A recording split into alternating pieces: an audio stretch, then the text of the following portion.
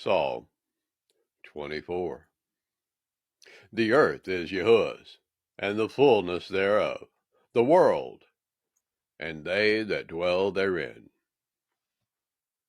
For he hath founded it upon the seas, and established it upon the floods.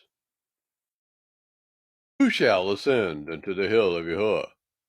Or who shall stand in his holy place? He that hath clean hands and a pure heart, who hath not lifted up his soul unto vanity, nor sworn deceitfully. He shall receive the blessing from Yahuwah, and righteousness from the Elohim of his salvation. This is the generation of them that seek him, that seek thy face, O Elohim of Jacob. Selah. Lift up your head, O ye gates, and be ye lift up, ye everlasting doors, and the King of glory shall come in. Who is this King of glory?